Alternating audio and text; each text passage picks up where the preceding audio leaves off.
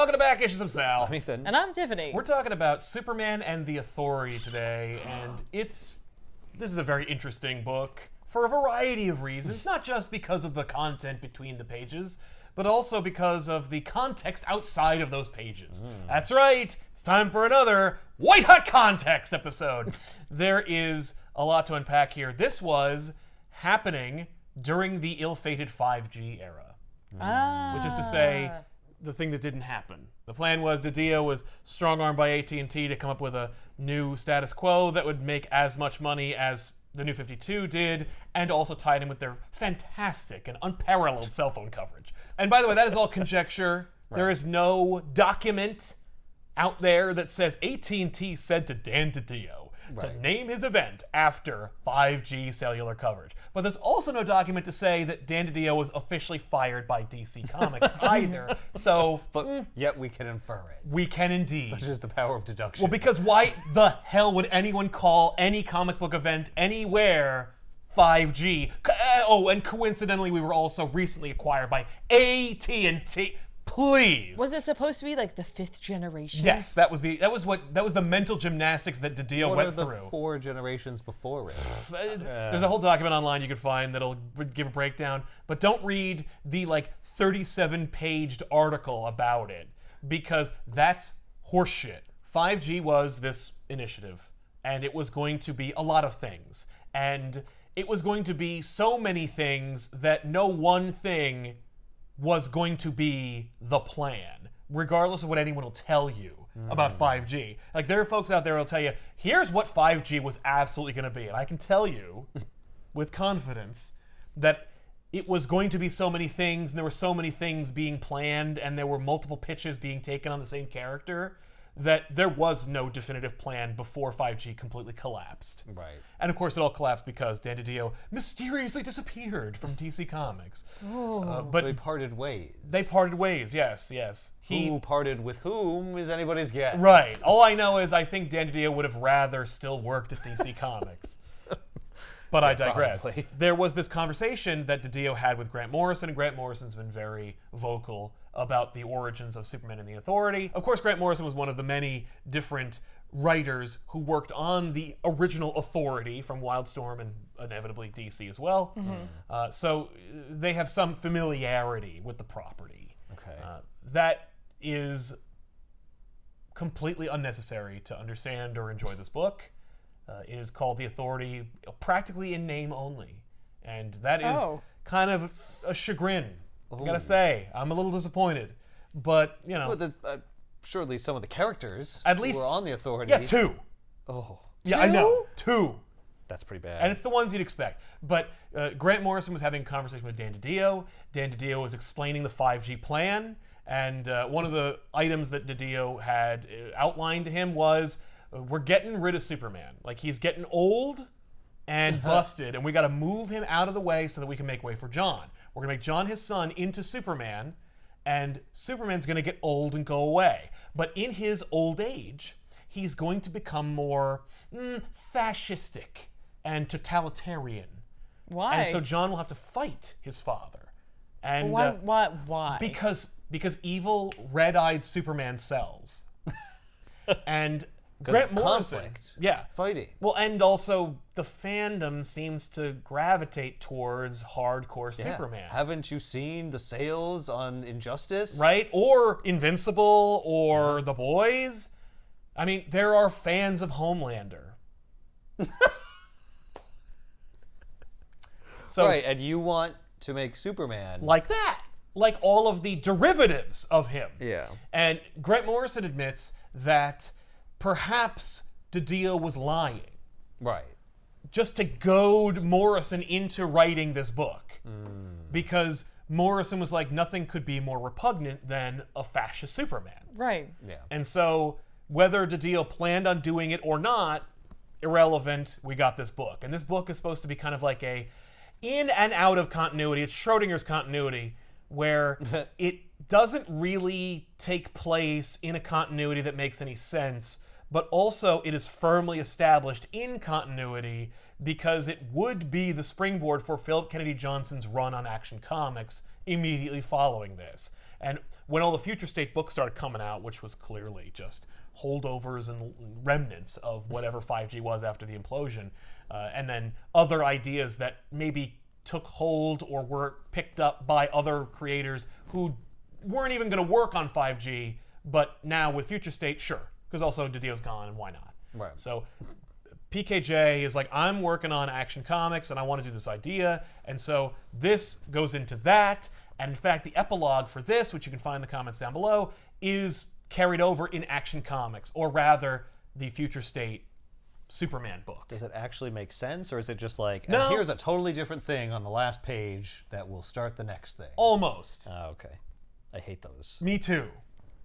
But Grant we Morrison gotta set couldn't it care up. less. Right. And 'Cause it's also, just like, okay, Yeah. I'll put that in there, whatever. whatever.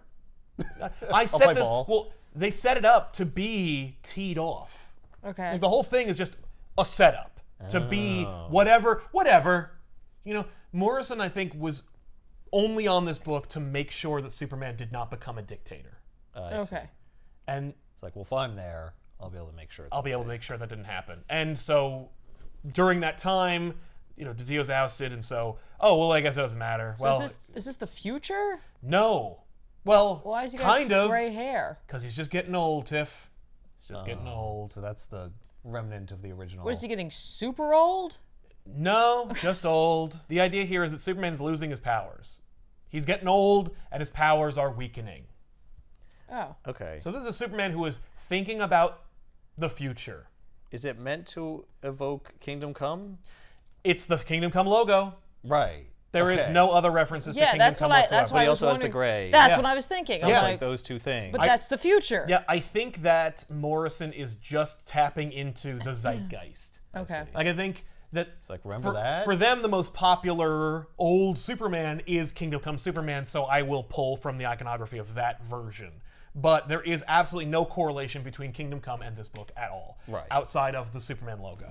Okay. Yeah. But I Yeah, think because also... he adopts that logo in Kingdom Come. Yes. So, like, that's That's- it has to be different because those events are not happening here, I assume. No, he's not even that old, nor do any Right. events that take place in Kingdom Come, or even presuppose it and set it up, are in this. Right. No, this is in continuity. Or at Okay. least that's the hope or plan. And again, Morrison is detached.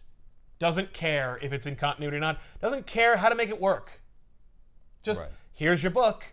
And it's happening during a period when Superman doesn't look anything like this. In the continuity of Superman and the Authority, he's getting older, he's losing his powers, and he looks like this. Okay. That's it. Let's And he's just- thinking about the future. So let's go to the past. 1963, Superman is chatting it up with JFK. And he offers to save him from his annihilation, but doesn't, because JFK doesn't know what Superman's referencing. Superman's like, would you like me to help you out while you're going to Dallas there, Mr. President? He's like, no, I don't. No, I don't, Superman. No. Well, why would he? Let me like, be are you tossed gonna- to the winds of fate, Are please. you, Superman's not traveling through time, though, right? Yes, doesn't- he is. Oh, he knows what's going to happen? Yes, he does. What? That's right. Because when you're reading this book, it opens in 1963. Superman does not have gray in his temples, and he's wearing a classic costume. I'm assuming it's like a throwback, and that Superman was a member of the JSA, Right. and we're just seeing 1963. And Grant Morrison is like, no, just like with Batman, where he's like, every Batman story happened. Batman's had a very tumultuous 15 years. Right. However, man. I'm condensing all that continuity into 15 oh, yeah, years. that Oh, was okay. 15 years That was a- in that was a- their world. Yes, in DC. Right. But they don't have that approach with Superman. No, in this, you are kind of thrown into the deep end. Superman's chatting it up with JFK, and I think the only reason is so that Superman can be inspired by JFK. Because JFK is like, I need you on an important mission. You have to help guide us to a finer world. Because I'm going to die. Because I will die very shortly after this. And Grant Morrison clearly has an affinity for me. Okay. So Superman, emboldened now by the charge of a dead man, returns to the present. How does he travel through time? So it is not in the text, but there are allusions and interviews with Grant Morrison after the fact that indicate that Superman went on a grand time adventure sometime before this story. And in that adventure, Superman met JFK and King Arthur and many other historical figures throughout that time. So it's like referencing like a golden age story Yes. that actually never happened. Yes. So now he's back, and Manchester Black, That's right. The British anarchist who hates Superman, who is also the antagonist in one of the best Superman stories of all time, written by Joe Kelly, What's So Funny About Truth, Justice, and the American Way, who is also a send-up of Jenny Sparks, who was on The Authority. Yes. Yeah. The spirit That of is the The 20th 20th century, that's Yeah. right. Manchester Black is awoken by the British equivalent of the SWAT team, who is there to take him down. And so he awakes with a jerk and proceeds to basically plan his escape. And he tosses out all kinds of epithets at them about being jackbooted thugs and whatnot. The building's surrounded. Of course, don't forget Manchester Black's ability is he can get into your mind and make you see hallucinations and a mild form of telepathy, or rather, an extreme form of telepathy. So he has no expectations of loss in this encounter. Right. It's like, I can get out of any situation. Yes. Yeah. So the team that is sent to take down Manchester Black have psychic dampening helmets, or at least some of them do. Oh. And there's a great moment where, there's some crazy crap that's happening in front of these soldiers, and they're like, what the hell? And one of them is like, oh my God, you're not wearing your psychic dampening helmet. He's like, no, sir, we're all wearing them. You're the one who's not wearing it. And you're like, my God. So Black gets through, but not before he is sniped by the helicopter. Oh. And so Black is shot and thoroughly done for Shot in where? through the body. Oh, okay. Through his torso and midsection. Okay. We know that he is paralyzed as a result of the hail of bullets that he endures. Okay. But before the killing blow, a shrouded Superman drops down and proceeds to collect Manchester Black and leave. But he is surrounded in darkness and has glowing red eyes, so maybe Superman is obfuscating his own identity so that he can make off with Manchester Black and not arouse any suspicion about who did it, even though it's clear that it's Superman. Right. He's not wearing a cape. How would we know? How would we know? Exactly. And he won't wear a cape for the majority of this story. Okay. He was wearing one in With the past. JFK. That's right. So Superman collects Manchester Black. Manchester Black awakens in the Fortress of Solitude. Of course, this Fortress of Solitude here looks like the one from the Dick Donner movie. However, we're calling it not the Fortress of Solitude because he's not solitary in this fortress. Now it's called Fort Superman. Okay. Yes. And it's the same damn place as the Fortress of We Solitude. couldn't come up with a more Kryptonian name. Grant Morrison wants you to think of, I think American Like military references, like Fort Sumter. I Right. think that's what we're going for here. But also, no. Why? It's a comic book, Tiffany. Let it go. Why do I have to break my brain thinking of all kinds of crazy stuff when I could entertain and dazzle your imagination with this great fun story from the Golden Age that you've forgotten about because you're so interested in your jackbooted, horrible fascist thugs like your Authority, which I wrote for. So, Black wakes up and he's in a floating healing wheelchair. Okay. I can't put you in a healing coma, but Well, because he's not Kryptonian, that wouldn't work. Get in this chair. That's just called death. So Black It wakes can't be a up. wheelchair if it's floating. That's true, but wheels. we have no other analog for it. I It's a hover chair, I guess. But we Yeah, don't really have hover chairs because we don't have hover technology. Excuse me, but we know what they are because of Professor Charles Xavier, which that's we're right. referencing directly in this because Grant Morrison wrote the X-Men.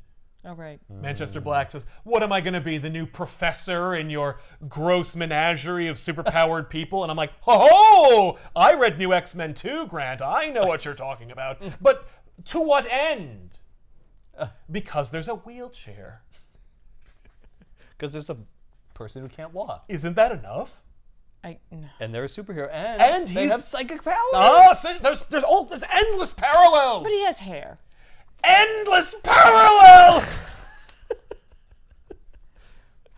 So Basically Superman, exactly the same. it's practically the exact same thing. Plus, Professor X is a total dickwad, just like Manchester Black. Sometimes. When Grant Morrison's writing them, Well, yeah. And every time since. and every time since then. I mean, if you had psychic powers, how could you not be? Exactly. Yeah. It's unbelievable. Just like Superman. Why is he all good? If he's all powerful, he can't be all good. So Superman reveals through expository dialogue, chatting with Manchester Black, that he has secret technology that could cure people's paralysis, but only chooses to do it for the most heinous of criminals like Manchester Black. Never mind that, because he needs Manchester Black. Also, we see his cool new duds. I should point out that the majority of this book is drawn by Mikkel Yannon and does a fantastic job. It looks really cool. But also, here's Superman's rad new costume. It's basically a Superman costume with no cape on it. Okay. I think it's fine, but I'm not dazzled. I think he's wearing a T-shirt.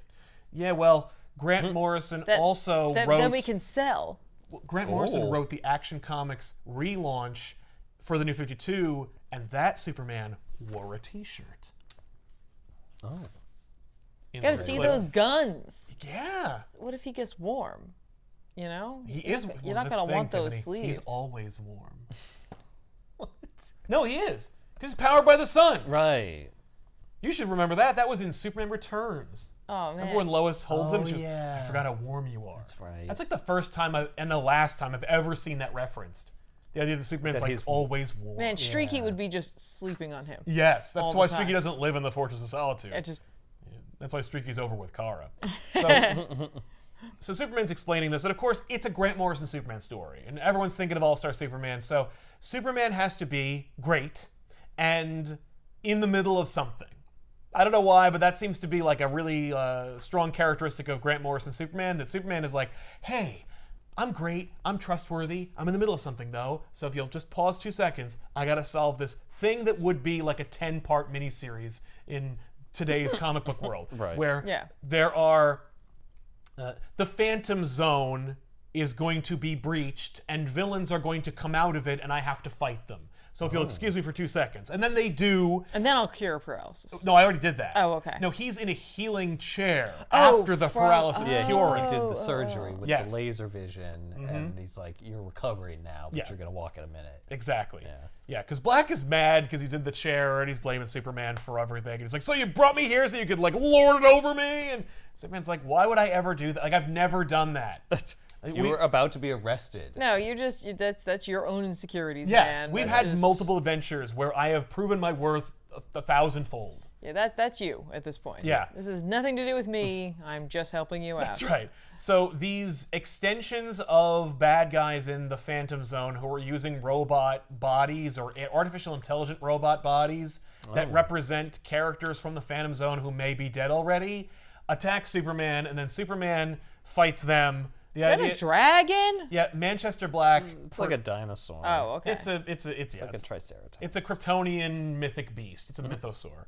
But Manchester Black projects that to the Kryptonians, or the Kryptonian robot AIs that are attacking Superman, so that it frightens them, and then they are destroyed.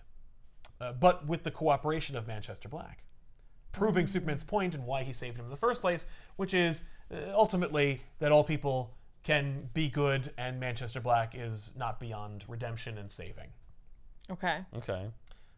Which we've seen in every Manchester Black story with Superman in it, but here it is again. Sure. So Superman explains to Manchester Black, like, my powers are weakening. I don't really fly very much anymore. I can only hover a few inches off the ground. I don't care for that much myself, because it always maintains Superman is always taller than anyone that he's interacting with, and that just seems like kind of a thing Manchester Black would think of. Anyway, so he explains that he's building a team for an ultimate mission that he has been planning, and Called repowering me. I wish. No, he gets that Get to anyway, work. but after everything. Not in this, but after everything. Oh. So he's like, I'm putting a team together. The Justice League is not involved. It's kind of off the books. That's why you're here. And I want you to sit at the head of my table. Now, normally why table, wouldn't you have the Justice League help you with this? they refuse to. Or in this, it's not really explained. It's more like, I think that Grant Morrison's approach to this is that Superman could easily call the Justice League. And the Justice League would probably easily solve the problem. But Superman's trying to make a point. how would I prove my point and save these people who need rescue from their souls? I see. He's trying to come up with something for these people to do. Something for them to do that will be their redemption. Okay. It's like, okay. All right. So he asks him to sit at his... This is his retirement pet project. That's It's his right, hobby. exactly. I've That's got his a hobby. very special mission. That only you Only can do. one who can help Yeah. me. What do you This is- say, Manchester? This is the Superman equivalent of model trains. So he asked him to sit at the table, but normally this would be the Just League table. Instead, it's literally King Arthur's round table. Did he take it? Complete he with did sword take it. motif. He just took it. Oh, King Arthur insisted he take it. It's cool. He took How it does he through move time? it with all the chairs? Because I know he can lift it. It's not a weight issue. I'm No, just it's more like thinking how do you coordinate the chairs? I think Yeah. it just goes back and forth.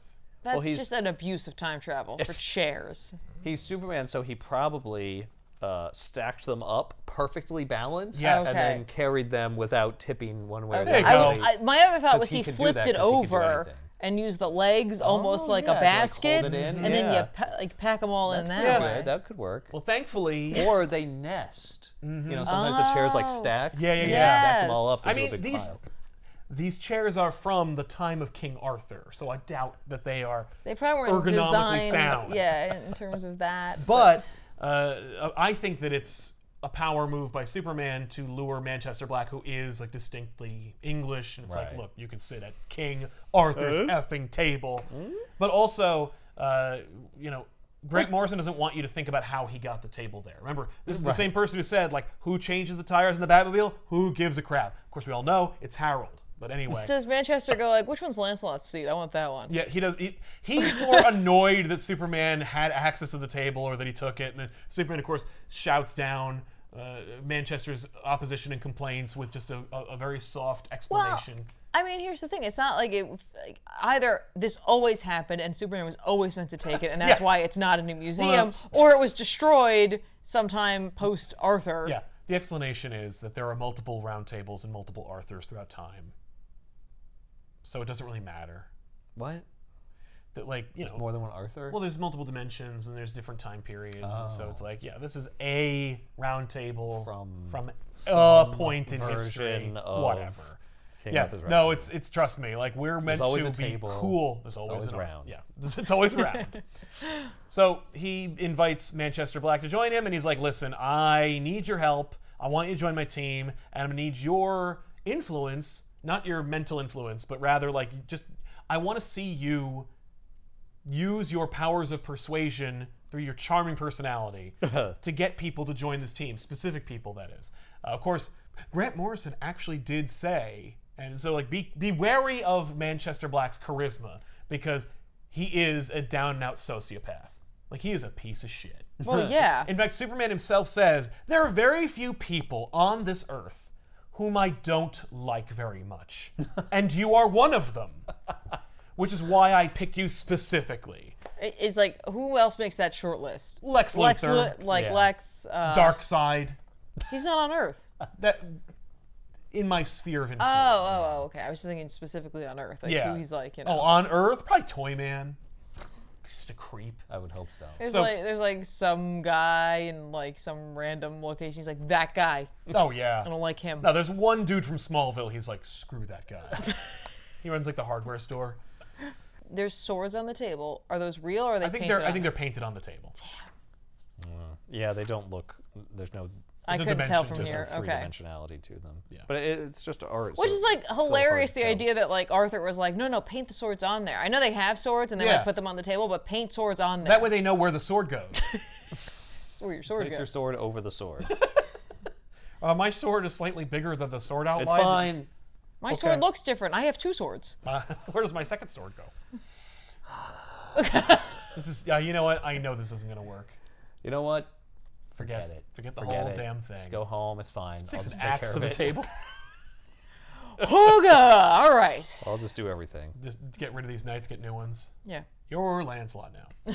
So we're already like, deep into the first issue, and we need to establish some kind of conflict. Yeah, we should probably do that. There are a couple of shadowy figures who are scheming and planning, and they're very visibly obvious who they are if you are a deep-cut Superman fan. But let's maintain the mystery for a few more minutes. Okay.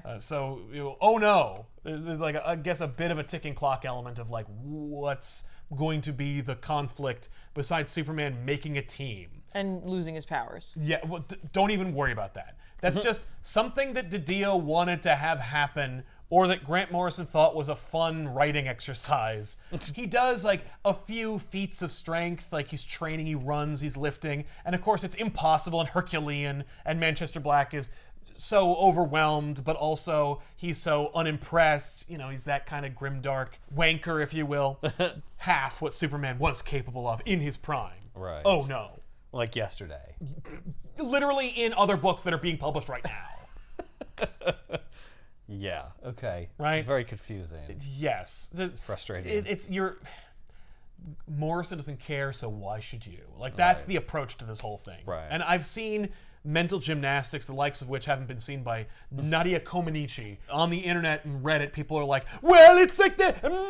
And like, who cares? So who's the first person they're going to tap for this team? We're going to get John Henry Irons' niece. Oh, okay. She's cool, and she's fun, and she's the future. So let's get her on this team. Plus, she's one of the members of this team that isn't a total piece of shit. Okay. So, That's nice. yeah, how Good. Nice. Actually, there's a few people who aren't total garbage, but she's the only one that Superman doesn't have to like work on. You know, it's like a Okay. sure thing. I'll just be okay with this. Right. So of course, because we need to introduce each of these characters in each issue, and they have to explore how awesome they are in their own adventure before Superman gets there, hers is that the internet gains sentience. What? The whole internet. Well, some aspect of the internet. Because the internet, a thing that, like the wind or deer, exists in nature and can be influenced by man. It's like, no, the internet was created by people. But the idea is that like it's like a force of nature, the internet. And that it suddenly gains sentience, and because it can only do so through the internet, and the internet is just people communicating with each other, it becomes aggressive and negative. And looks like a troll. Rawr.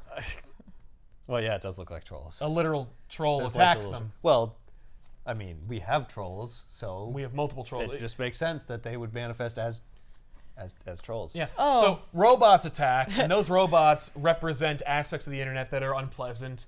They're misinformation and fake news and whatnot. Okay. 66% say there's no escape from whatever this is, one of them shouts. Whatever happened to COVID 1 through 18 is one of their retorts. It's a little on the nose. Well, it but was coming okay. out during the pandemic, Yeah. so. But then literal trolls show up and they say things that trolls say. Ah, they have an internet troll. That's amazing. And then, but not to be outdone, you know, it's like, okay, a couple of bots show up Right. and say a bunch of fake news. Yep. Then trolls show up, and those trolls seem aggressive and scary, but, you know, obviously they're weak-willed and spineless. Yeah. And then, after Steel smashes them with her awesome hammer, then the Edgelords show up. Oh my god. And the Edgelords Eternal, literally, they look like monitors. They look like these aspects of, you know, creation from the DC They universe. look like a lot of things. Yeah. Awesome. Okay. They speak words that none declare. Yeah, they look like monitors. They kind of look like the Black Lantern Corps. Yes, like they look like elders of the DC universe. Yes. She reveals that she understands, like, oh, the internet learned itself from humanity, and so she offers to like show it other ways and other ways. Behold these billions of kitten videos. Oh, right. I wish she did, but it's more like open-ended Okay. and utopian. But yeah, so she essentially just causes them to eat, you know, to Ourobo roast themselves. Like, it's just, oh, thanks. You know, they look. Self-conscious AI, like, because of course the idea is that like once it became self-aware, it became self-conscious because it learned itself from humanity. Right. And that's where like it manifested the trolls and the edgelords and stuff. I see. I see what you're doing with this. Okay, cool. So she's going to join up with Superman, yay. But Superman needs to tool around, but he can't fly anymore, so they have to take the Supermobile. The what? On sale now. The Supermobile. Is it an actual car? It's like a hover car. I was gonna say, shouldn't he have something that flies? It does. Oh. Yeah, it looks like it flies.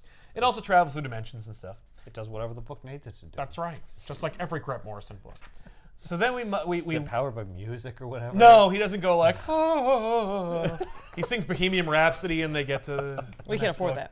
No. No, Don't worry, I didn't. Not us and not that book. That's right. No, hell no.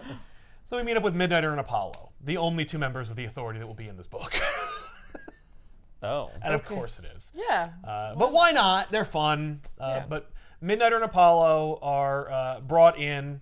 But first, we need to see them fight a grand Morrisonian adventure in which these evil dictators have made Frankensteinian monsters using children's brains and pro wrestling athlete bodies and. They're chain mines. Like, it's not just one mine, it's like 4 of them chained together, so they're able to outthink Midnighter, whose ability is literally to outthink his opponent. So it's a challenge. But they're children. Right, but they're children. That's why he's able to beat them, or rather, Apollo actually beats them. But the real drama of the story He's is like, that, who wants ice cream? yeah, and then it just severs itself. No, Apollo is mad at Midnighter because Midnighter seems to have forgotten their anniversary. Because But they're of course together. he didn't. But of course he didn't. Midnighter arranged with Superman to get them onto his new team so that Apollo could meet Superman, because secretly Apollo always wanted to meet Superman. So that is the gift. Well, now we have to work though. Yeah. Like, it's not just you get to meet Superman and then we go home. No. No, we like live here now or something. Well, the lesson is like, no, the gift is you get to be on a team with Superman. Okay. But he's not so super anymore. Right. Yeah, you get 50% Superman. Well, he's still just as wonderful, But Yeah.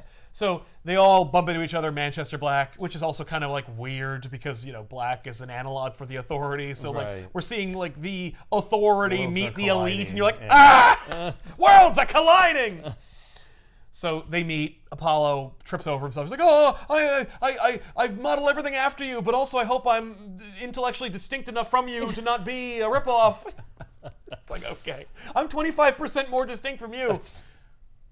But it's cute. It is cute. Yeah, Like, that's okay. adorable. I like that. And it's Midnighter rare says- that you get to see like Superman analogs meet Superman and actually like reference that. Is that when Apollo's like, I got you your favorite movie on Blu-ray? Also, that's it. Like, you can't ever get him a better gift now. I know. Like, Yeah, what else are you going to get him? can't top that. It's tough. But you know what? But you'll always have done it. Yeah.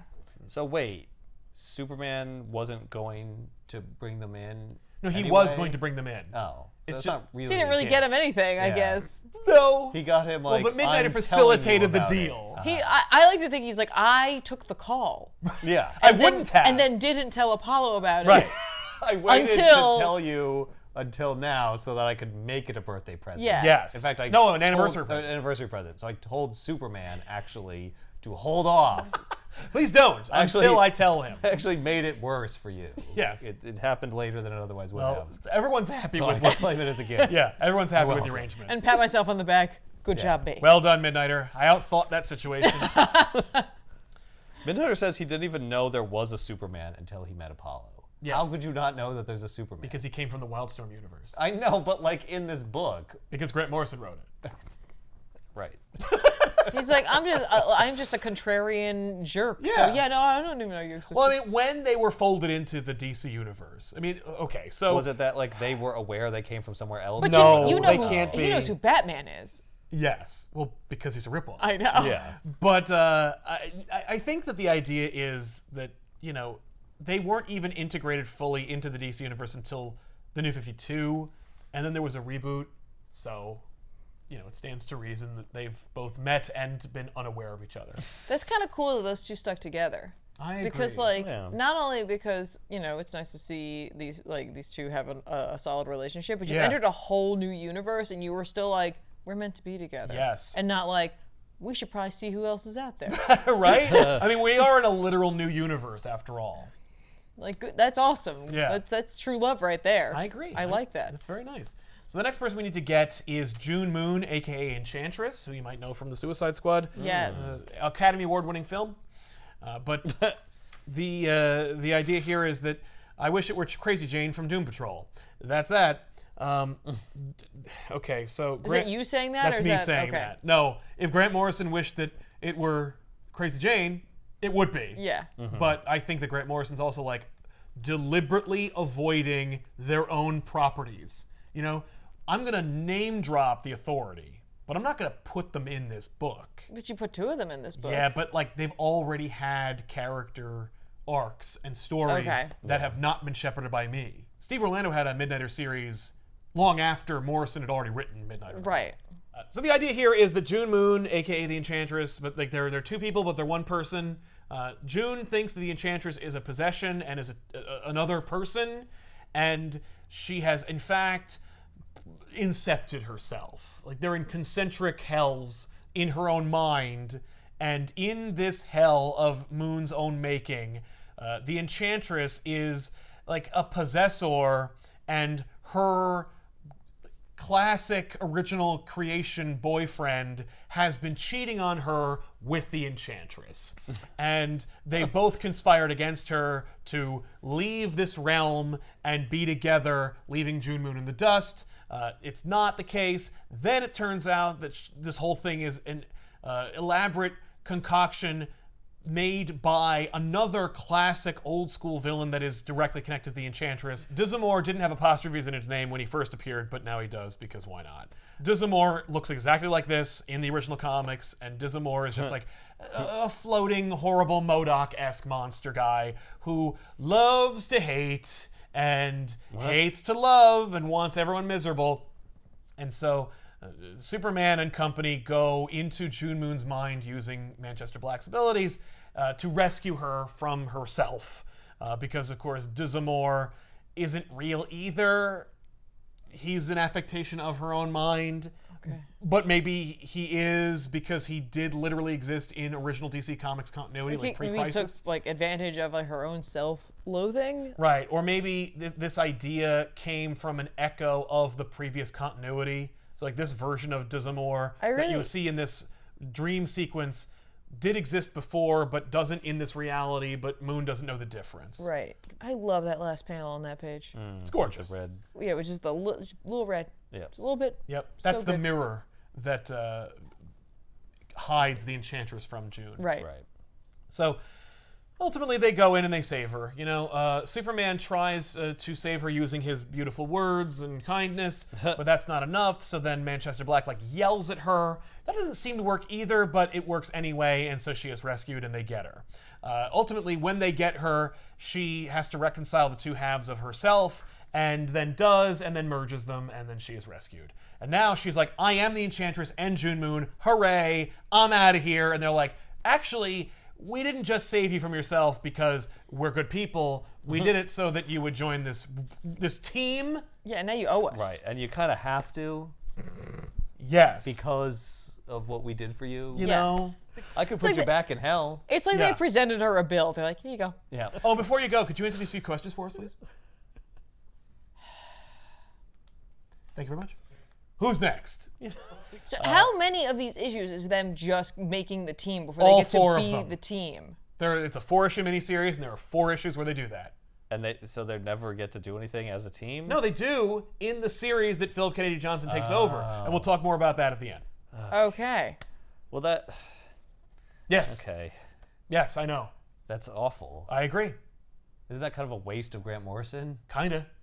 But that's the thing, is that, like, Grant Morrison didn't really take an assignment. You know, they took the idea challenge. and then, took it up as a writing challenge. Right. And then DiDio was gone, so Morrison could do literally anything they wanted to.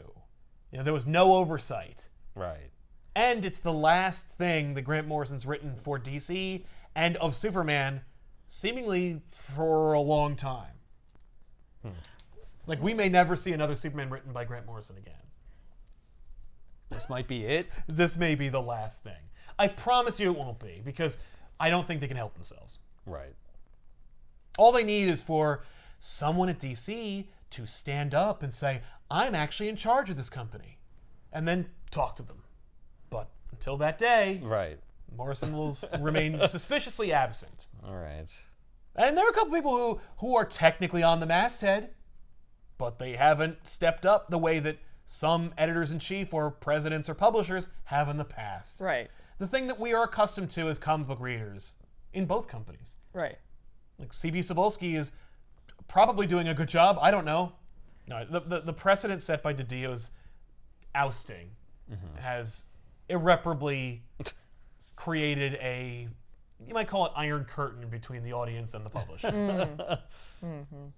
So This is called Grimdark, this issue. each chapter each issue has its own self-referential title. This next one is called Grimdark. Obviously, we are referencing the non-officially sanctioned term for a period in comics. Yeah. The last issue will also be a reference to a period in comics. Okay. That is also not official, but is colloquially accepted as like an era of comics. But Grimdark is definitely considered to be an era.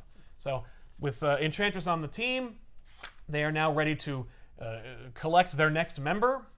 And, Okay. they're like, we need Enchantress and her abilities, I guess, to procure this next member. Yeah, there's like a lot of seats there. Yeah, Yeah, they but no, still don't need worry. 6 more. They're not getting 6 more. We're only doing like 1 more. What's the point Are of they having gonna all get, like, those a seats? multiple man or something? Listen, the table came with that many chairs, okay? I'm not breaking up the set. Well, It's from King Arthur, man. What? It seems like Morrison is either going to tell like a complete story or be like, I set it up, here you go. Yeah, here. Yeah, but it's like no one. Yeah. Well, and I think the problem is that people are too Great. intimidated to do it. Although Philip Kennedy Johnson was like, I will take that ball. Thank you. And I am going to turn it into a brand new game that is never going to stop. They're talking about a light ray, Yes. and it's like a different light ray. It is not Light Ray from the New Gods. I New just Light Ray. learned Light Ray's name, and now Now we're it's a switching different- gears. Now it's a different person. That's right. This Light Ray, who is introduced in this book, is a previously established character who did not go by Light Ray originally. She did go by the Flash in the Tangent universe. Oh, hey, Tangent Universe. That's my favorite The Tangent design Universe- for Green Lantern. Yes, it's a crazy ass design. Does not work in the context of a core. I don't care, But it's a I fun like her. idea. But the Tangent universe is just another Earth in the DC multiverse. But this one it's just a crazy ass place for new ideas. Oh. And one of those ideas is the Flash, who is now Light Ray. This Light Ray was born on Mars. And the idea is that humanity had colonized Mars. Yeah. And so she's born on Mars in a weird, tumultuous, broken home kind of context. And And then a hellgate opens up. No! Demons come out. No? no. Oh, that's too bad. Making Doom references. Yeah. But she then becomes like a beacon of hope for her reality. Like she's super great. She's got 1 million followers Why? online. Oh. Because she's very positive. She's a very positive, uplifting, heroic character. Okay. That's why she, Like maybe the Superman of her universe? yeah. But she also goes by Light Ray now, even though it's definitely the Flash from the Tangent universe. Right. But anyway, she's super positive force, but things are sad now Oh. because it's exhausting to be that positive all the time. Toxic positivity. Yes. Well, and also like Morrison, I think is saying something about being overly positive as a public persona Oh, sure. and how exhausting that would be. Right. There's this darkness within her that attracts a character named Eclipso, who's like, oh, hello. The moon is full and your heart is sad. Here I come. Is he going to give her a diamond? So Eclipso gives her a diamond and then is like, woo-hoo-hoo-hoo! Superman's taking someone out of another universe to put on this team? Yeah, and it's really important that we need to get everybody else first to get her. How did he find her? He's Superman. He used his super self to Yeah. super find it. I'm That's sure right. Superman could do that, but why doesn't he do that all the time then? He used his super location Yeah. abilities. Well, because sometimes he's got to be Clark Kent. Sometimes he's got to, Yeah. be with Lois. Sometimes he's got to go visit his folks if they're alive. He was depending like, on hey what version you're Siri, talking about. locate Light Ray. Yeah. So they go to this other reality. We meet up with Light Ray. We find out that she's like, her whole origin, where she was born on Mars. It's her parents are bickering, like, I cheated on you. I cheated. You cheated on me. I cheated on you. And you're like, ugh. Oh my And God. like she's born from this visceral unpleasantness, and then of course, like because of it, probably this miserable home life, she becomes a beacon of hope for her people, and she becomes Light Ray, and she's got 1 million followers. They She call has 22 million followers. Yes, thank you. And when I say 1 million followers, I just imply the most amount of followers you could possibly have, because who could fathom 1 million followers, much less 22 million? But she's positive and she's friendly, and she's she is the Superman of their reality practically. Except it's also super taxing because she's not Kryptonian or whatever. So when she's home, she's sad. And she just lets it all hit her, and it's exhausting. It's it's toxic to be that positive all the time, Right. and that's just enough negativity for Eclipso to show up and be like, woohoo! The Eclipso of that universe? Yeah.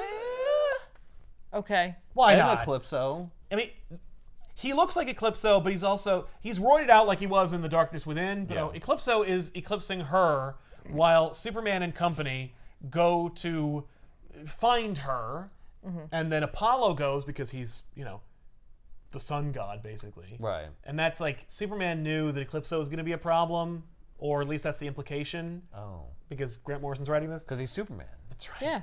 So Apollo is attacked by Mac, which is short for OMAC, which is a holdover from this Earth's version of the OMAC project. And you're like, all right. Okay. And Mac is Light Ray's, I think it's her girlfriend. I'm not sure if it's her wife or not. Manchester, Midnighter, and Steel go to deal with this threat that is occurring, while Manchester is like, we should call ourselves the Elite. Let's bring it back. Let's bring it back. And it's like, no, you're the derivation of the Authority. If you were on the Authority, you'd be lucky to call that, since you're a parody character. Right. But he actually, because Manchester is so prolific and such a thorn in Superman's side, I think he's earned the right to become his own character. But, so they're getting attacked by robots. Manchester jockeys for a leadership position because he's like, when Superman's not around, I'm the leader. And they're like, no. He's like, no, we are the Authority here. No one refers to themselves as the Authority, capital A, on purpose. They do only ironically and without their own knowledge. Okay, sure. But then Manchester is attacked by another group which calls themselves the Authority, neither of which is the Authority. Right. And all these characters, and all these characters but one are actually characters that were established in DC continuity, which includes characters like Iron Cross, who's a literal Nazi, who was invented in the 90s, so he looks like a doofus in this.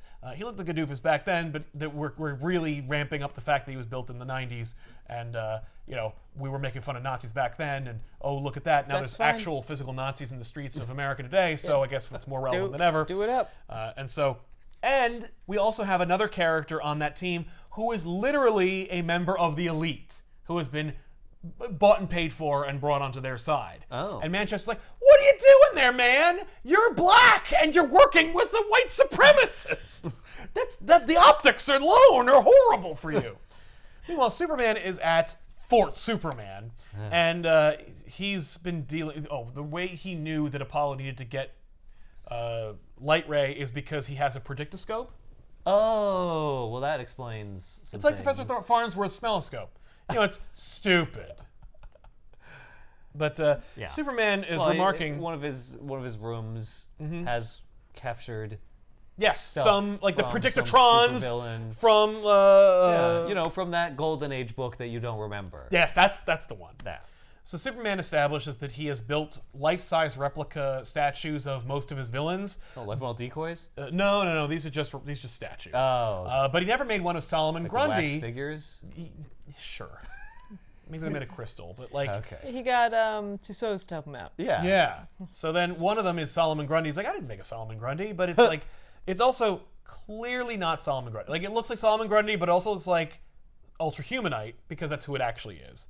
And so Ultra Humanite, as Solomon Grundy, attacks Superman, and he's one of the main antagonists who is in the shadowy secret room that is orbiting Earth. That is also meant to make you think of either the Elite or the Authorities orbiting Interdimensional Space Station, but is neither. Superman fights the Ultra Humanite in.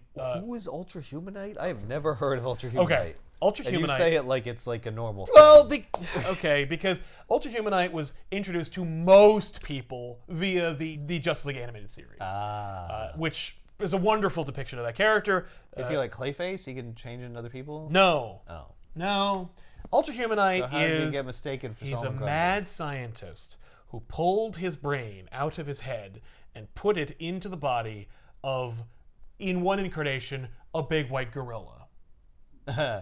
And that's why, and his brain is so big that it always pops out the top. Yeah. And incidentally, the Ultra Humanite is also the first supervillain that Superman ever fought. He predates Lex Luthor by multiple issues. Wow. So that's the pull we're making here. They're like, it's scary? Gorillas.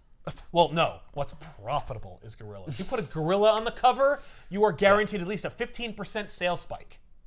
Especially in like 1930. whatever. 1940s, but yeah, that's data, okay? That is Just you can children, set your watch just to it. street urchins with their pocket change being like, there's a gorilla.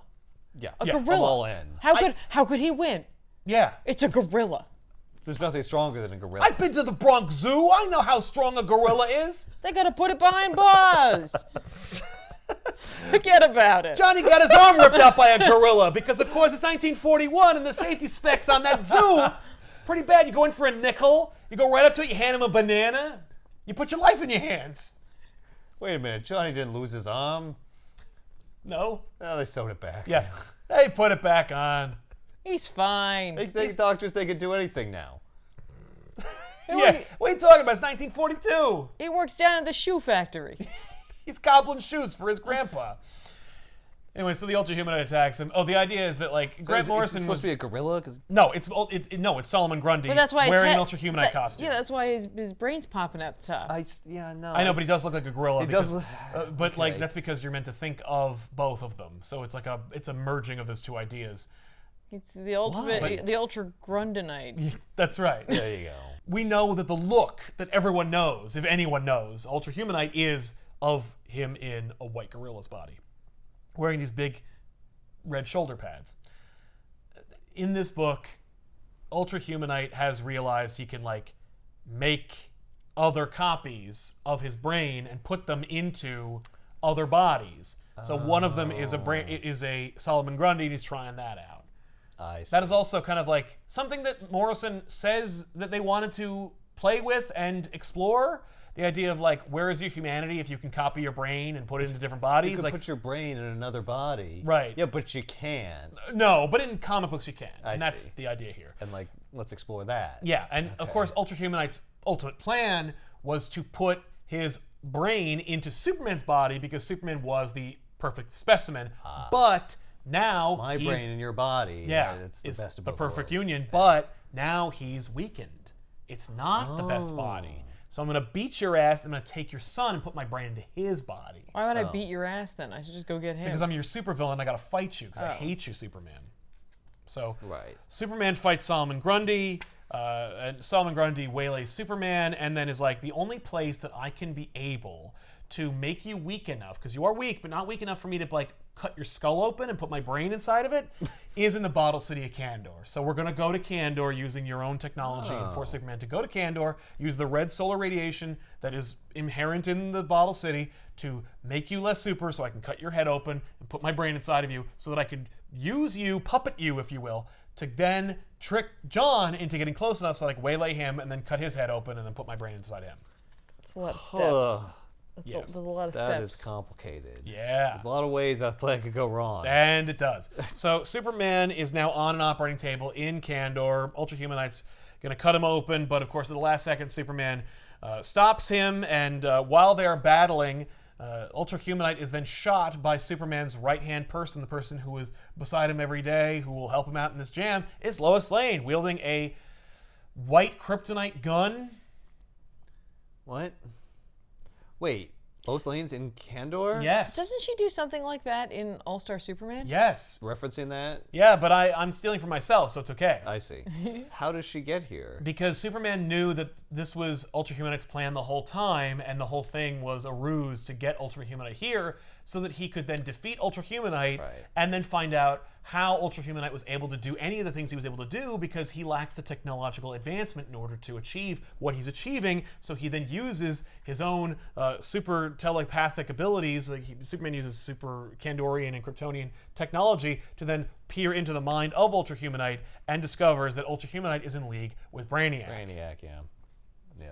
Also, Ultrahumanite is piloting Solomon Grundy's body, and Solomon Grundy is his own person. So Superman decapitates Solomon Grundy, Humanite, because Humanite is using Brainiac technology anyway Right. to isolate his own thought patterns into a skull, and he will survive because it's Futurama, and he puts his head in there.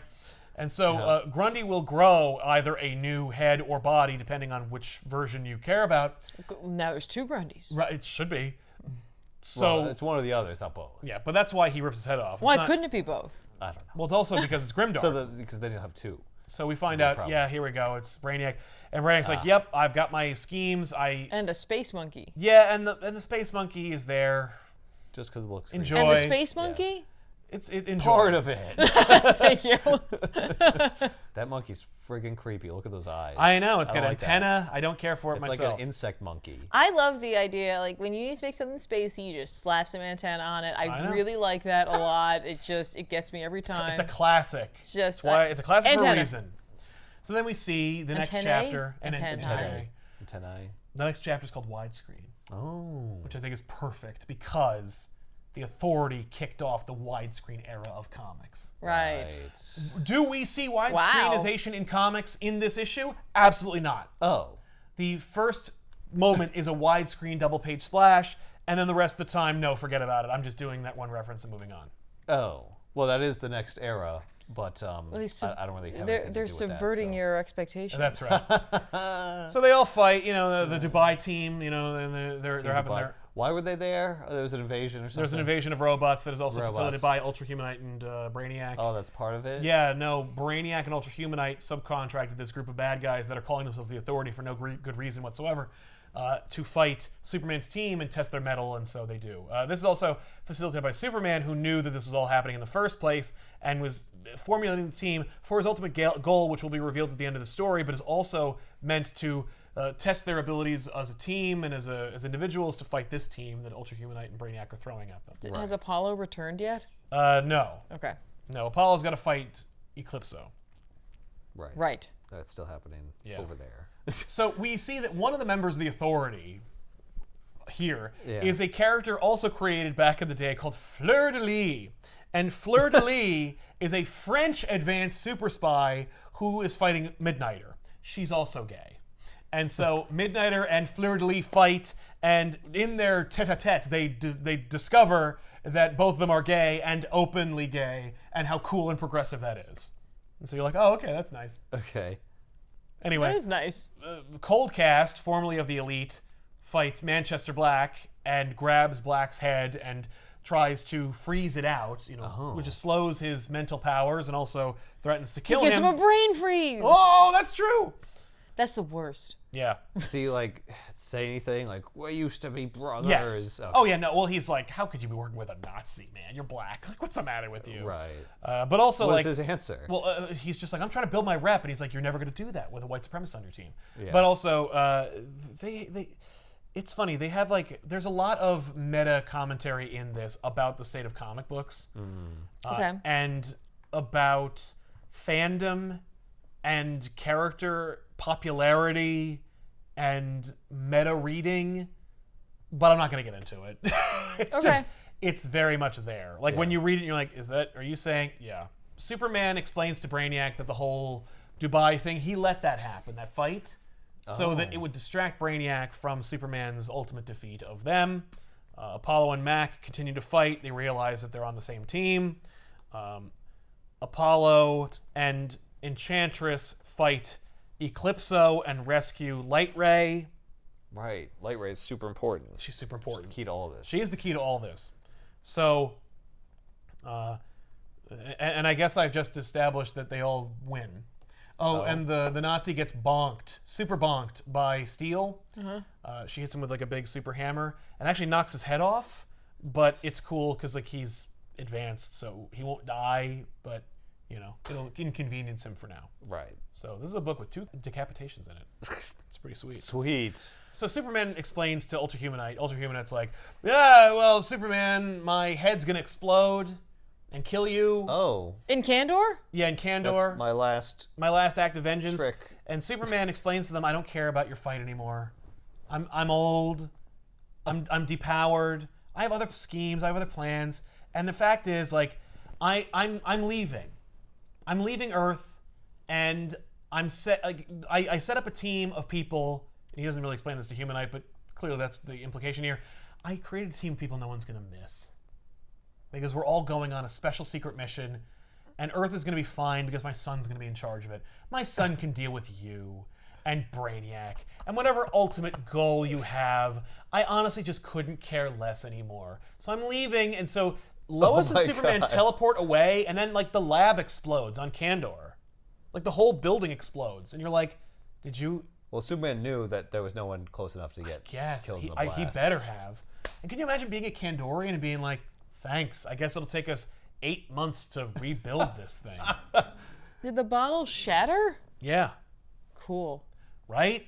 Well, don't worry, Rogol Zar is going to smash that's the whole right. thing to hell anyway. Kandor? Yeah. Rogol Zar kills Kandor. What? Yeah. We're never going to talk about it, so we might as well. That sucks. Yeah, Rogol Zar sneaks into the Fortress of Solitude while Superman isn't there. He sees Kandor. Of course, he hates Krypton, and he's like, this is the last... So he smashes it and kills everybody in it. And then Zod teams up with Ra's al Ghul and dumps all their bodies into a Lazarus pit. Ah, okay. So we bring it back. Oh, they're tiny 'cause they're little bodies. All their tiny little Oh, bodies. it's very easy. It's to very- It really should have Man. been a Lazarus puddle. I agree. They're all dumped in there, but then they're all crazed. And like Ra's al Ghul explains, because Ra's al Ghul did not give him permission to do that. So that's how Ra's al they Ghul didn't teams do up it with right. Superman and Batman to fight Zod Right. and the Kandorians. The Kandorians are now like all addled and Lazarus They came pitted. back wrong. They did, and so Ra's al Ghul is explaining how he's going to defeat them. But then they all just swarm into his head, and Ra's al Ghul utters the immortal line, "They're going into my ear!" Ah! It's just delightful. It's so awesome. Ultimately, they are cured and put back. Right, okay. So we As just is undo all it. things that are written by Bendis. All things will return back Like, to remember that writing. weird Right. time where we all had a fever dream that we... We died. It was smashed by the worst designed villain of the 21st century. Yeah, that. So Yeah, that was weird. Brainiac is like, I didn't see that coming. The Superman just quit. That sucks. That's not fair. And Yeah, Ultra also, Humanite's how's this book going to end? Yeah. So then Superman's like, all right, Lois, love you, bye. All right, Elite. Now it's or time for me to go Authority on my or whatever. adventure. Yes. So My very important mission. my big important mission. What is it? Everyone get in the spaceship. Yes. The super- super ship. Yep. And so he's like, pack your bags because we're leaving. We are going to go to War World and free it. I thought that was just a him story. I didn't realize the entire Oh, no, it does. It becomes one. group of... Well, Yeah, no, we'll talk about that in a second. Oh my God. We're going to go to War World and liberate it. And it's like, From- from Mongol, from tyranny. Right. I heard there are slaves there, and now I'm going to save them. And I'm like, there always have been. You could have done that at any point. Yeah. Why do you care now suddenly? You're Yo, Superman. dude, there's like No, it's always secretly bothered me. still problems all over Earth. Right, you Yeah, didn't but fix this one. but my son is. I'm leaving He's it the to best. him. Yeah, He's but gonna take okay, over. so think about this, Superman. You had to fight anything and everything that was coming for Earth, and still there's all kinds of problems on Right, Earth the itself. Flash still has things to do. Yeah, like people still, Yeah. so John's gonna be taking care of the things you were doing that no one else can. Right, Yeah. with less experience. Maybe you might want to tackle Yeah, some but of the. I want to do this. Right. Sometimes I get to do the thing that I want. You do that all the time because you outthink the story itself before it happened. So he's like, we're going to War World and we're going to do this. And then Philip Kennedy Johnson's like, thank you. And the reason he's doing it is because he hears there may be Kryptonians on War World that are being used as slaves. And he wants to save them specifically. Oh. Turns out they're not, but they are neighbors. And they're not Daxamites either, but they're close enough that he's like really invested in saving them. Why does it just make them Daxamites? You gotta say I- they're another different neighbor? Yeah. So then, before that retcon, we get an epilogue to this, which is actually written by Philip Kennedy Johnson or Grant Morrison, not sure which.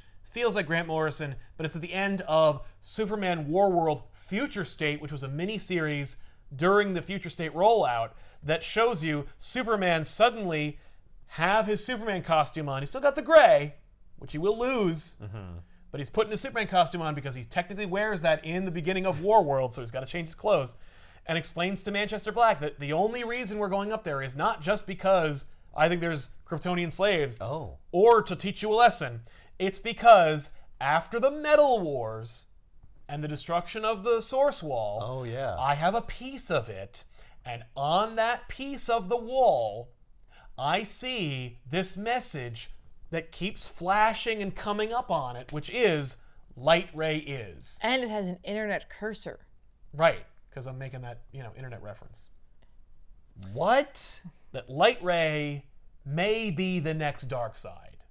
or nothing, or whatever. Don't worry, because no one ever tells you anything about it. Well, maybe it's the other light ray. Nope.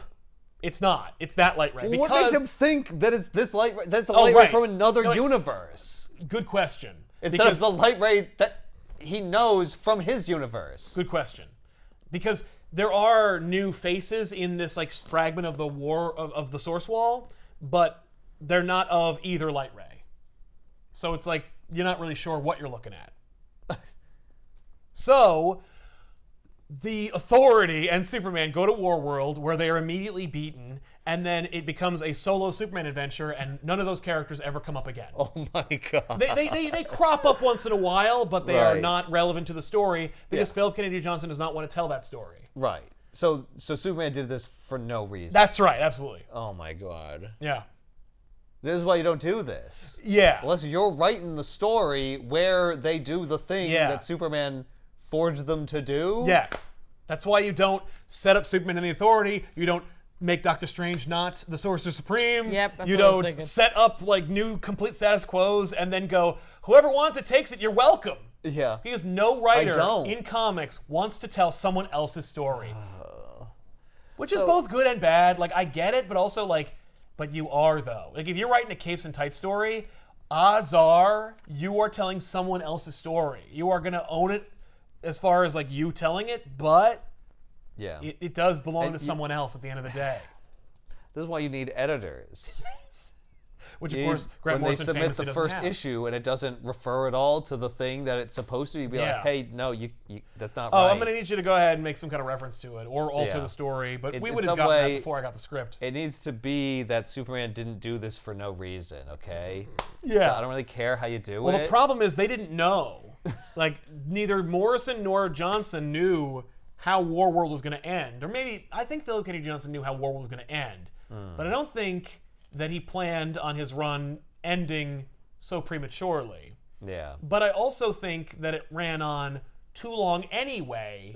So I think you had plenty of time to tell your story. Yeah. And by the way, it ended. He didn't leave the book, and now he's back, and he keeps referring to what happened on Warworld. Like, I wish I were back there telling that story because I still had more Warworld to tell. I didn't get to. I didn't get to finish I didn't my- get to finish my story. But he did. You did. You got plenty of time to finish that No, story. but there was more though. That's okay, because right now, as the taping of this show, John Kent left this reality and is now in the Injustice universe. What? Yeah. Which is pretty neat in an idea and kind of boring in its execution, unfortunately. that's too But, bad. you know, maybe we'll talk about it one day, because it's kind of fun. So that's where DiDio's idea Of a gets- totalitarian Superman, we get to see that. Superman versus Superman. Yeah. Yeah, we finally get to see that. Finally. we get to see that idea that but that's where it belongs. Yes, in another reality. In another reality, and Based I on guess a video there game. is no John in that reality. 'cause he's- so he has to come from this. Because one. John dies in that reality. As Oh, a he premature. does? Well, because it's pregnant Lois. Oh. In Injustice, Joker I didn't remember that she was. Joker pregnant. hits Superman with an hallucinogen that makes him think that he's fighting Doomsday, but is in fact murdering his pregnant wife. Right. Yeah. So, Yeah, that's a fucked up universe. I agree. I don't care for it. No, it's not poorly written though. And No, inevitably, Taylor no. just goes, oh, "It's mine. Like I'm just gonna go for it. I don't need to tie in with video games anymore. I'm just gonna Right. tell this story." It's like, okay, fine. So, Superman and the Authority is in the comments down below if you want to get a copy yourself. So this is not gonna be the movie. Hell right? no. Because There's nothing here. There's nothing there. It's all set Yeah. up for nothing. Yeah. Yes, It's like the most pointless book ever written. arguably. You know, yes, but I'm sure like, there's some idea. Well, I mean, we saw, the edgelords and the trolls. Yeah, that and was that was fun. no, there's something like there's definitely something in there. Like, what doesn't help is like knowing what comes after it, and I think Yeah. what doesn't help it either is that like it's more about a setup of a team that you're never going to really get to see the payoff for. That's right. Yeah. Yeah, like Like- it could have been okay. Yeah. Like I wouldn't have been as upset No. if it went somewhere. Yeah. Like I would have Agreed. been like, that was a terrible setup. Yeah. Right. It was a and- fine setup. No, it's a fine setup for nothing. And like sometimes like Morrison's Self-indulgence. well no like disregard of like some things because I'm sure in their opinion they're like you know, it like the point is the message of the writing, and it could be in something silly and ridiculous. It doesn't, or seemingly pointless. yeah, it doesn't matter. Like, you know, like the naming conventions of things. Yes. Like, you know, They've certainly said that in interviews after the fact. Oh, They're like, really? who cares? Like, Right. it doesn't really matter. And I understand that is, and this is just my subjective opinion, that like that's just not something that really always resonates with me. No. But that doesn't necessarily, it doesn't take away from like there being some Value. Yeah, something in there. It's just not something that I like that. That I gravitate towards. Yeah, it's not the type of story that like I typically go like, ooh, like, you know, Yeah. yay. Like sometimes like when something's like over the top and ridiculous all the way through. Totally. But then like it's not. I don't know. No, it's Yeah. and it's I hesitate to say it's ever grounded at any point, but it is like you get what you pay for. Yeah. It is silly and ridiculous, and you know, but don't allude to things I'd rather see, like an entire story where they're fighting the internet, or Superman's time adventures where he like dooms JFK. Well, yeah, and the that- JFK thing. Where did But that that's go? like so fun. Like the internet thing is like real, right? Like that's a real thing. It's presented in a silly way, but then you go see the light ray stuff, and like you didn't mention the fact that she was gonna kill herself. I'm like, but that's like not at all like the internet coming to life. No, like in terms of no. like what you're talking about, there is the Yeah, contents there, just a but then it wild like swings. swing. Yes. The pendulum just swings Well, back. that's what life is like. think- Sometimes it just goes from one extreme to another. That's true. I think it's true to because life. Morrison knows that they're wrapping up. That they're like, I don't want to do more. Okay. Like, I don't like working for DiDio. I don't like writing this. Right. I don't I like don't know being here. I don't like being tricked into saving Superman from the people who own him. Well, I also wonder if they had like gotten a bunch of like the story together, and then DiDio was fired. It's like, oh, Oh, no. well, but I already wrote yeah, it, yeah, so I guess I'll just finish that. right. I'll just finish the But thing I now was I'm paid. like annoyed that Yeah. it's like all for nothing. Yeah, so And, maybe I'll make it all for nothing. or just like maybe there was a plan to like Or I'll set up the light ray is thing as like a kind of FU. Although I don't know whose idea that light ray thing is. Yeah. I assume it's got to be Grant's because Yeah. it's not paid Well, off. was Grant maybe gonna also tell the Warworld story? No, this is it. No, Morrison was only contracted to do this. That's it. No, Philip Kennedy Johnson is the entire that Warworld thing is all him. Huh. You know, Morrison does tee up that he's leaving. That's funny that they teed up anything. I agree. They didn't have to. They could have just written a Well, done in one kind That's of true, thing. yeah, where but I think there it is. Unless the idea for 5G, the 5G initiative was Mm-hmm. that like it was going to tee up the Warworld thing, Yeah. and then it's just like, oh well, you don't have to do that anymore. But it's Right. like, but that's what the idea was. Yeah. So like, there's no book if I don't Right. do that. So that's what it's going to be. Even though now that we're not doing 5G, then nobody feels the need to stick to anything anymore. Exactly, so I can do whatever I want. Yeah. Cynically, what if it's this? Morrison deliberately made this an open-ended setup for something else so that it wouldn't be a closed end-to-end story that would be compared to All-Star Superman. Right. Then why make any sort of Allusions to it? Well, especially because All-Star Superman is directly connected to DC 1 Million. And so it's like, it isn't closed, Right. but it is to the layman, to the open, like, Yeah. to the new reader. Like, it is directly connected to other things Morrison's written. But also it's a complete story. It is straight up a complete story. What if Morrison was setting up a future book that will be about Light Ray and will have all these characters? Right. But it wasn't Warworld. Yeah. And Superman's going to be like, no, that wasn't what I built the team for. Mm-hmm. I built Right. the team for this other thing. Yeah. And it's like, well, maybe I'll write that book, but Yeah. maybe I won't. But the next book that DC gets me to write, it's Is the going to Light be Ray that. story. Yeah. And I'm going to use all these characters. Yeah. And then I'll pay it off. Because I've seen Morrison, and I Yeah. don't know a whole lot about the body of work, but I've seen recurring things. Like I see a lot of Earth 2 stuff. Yes, there's a lot of where recurring, it's- you're right, like imagery, like over themes, a and long ideas. span of time, where it's like, oh, that came out of nowhere. It's like, Yeah. oh well, no, Grant did this thing like 5 years ago. That's true, with or these 20 characters. years And I'm ago. like, what? Yeah, but that's not what's happening now. It's like, yeah, but for Grant, that's what's happening. That's the last thing that That's happened. you are. I think you are so on fire with this right now because that the Light Ray thing is so out of left field. Yeah. That it's because it's new. For Grant, this is a story they're going to pay off like 20 years from now. I mean, yeah. And, right? and we're just hopeless. And they definitely can, because Yeah. it's not like these characters are going to be used by anybody in the meantime. Yeah, where they they'll be in a deliberately different place. picked, like, oh no, Light Ray from the Tangent universe, Midnight and Apollo. Like, I know you're going to want to use them, but Yeah, but I'm guessing I'll be able to grab them. I feel like from they'll be wherever they available. are and use them for this other thing over yeah, here. I have a feeling they're not going to have a AAA selling title at some point in the next 15 Right. years. Yeah. Yeah. I mean, and here's the thing. DC would be stupid if they didn't do an Authority book when the Authority movie comes out. Oh, yeah. And what if it was written by Grant Morrison? Oh. And that's it. No, it's the Authority book written by Grant Morrison to tie in with the movie is the Authority starring Superman about Light Ray. And it's like widescreen nonsense comics, but fighting like the fourth world. Oh, yeah. We'll see. Someday. You heard it here first, if that's what happens. Yeah. At least we know it will not intersect with Grant Morrison because they do not watch this show. Right. Right, absolutely. Because if they not. were, the troll would have had a goatee in this book. So we'll see you guys next time with an all new episode of Back Issues. Thanks a lot for watching, everybody. I'm Sal. Ethan. And I'm Tiffany. Keep reading. That's pretty funny. Think you're funny, do you? Just a sentient couch that's like, I eat cynicism and comic books. Yeah.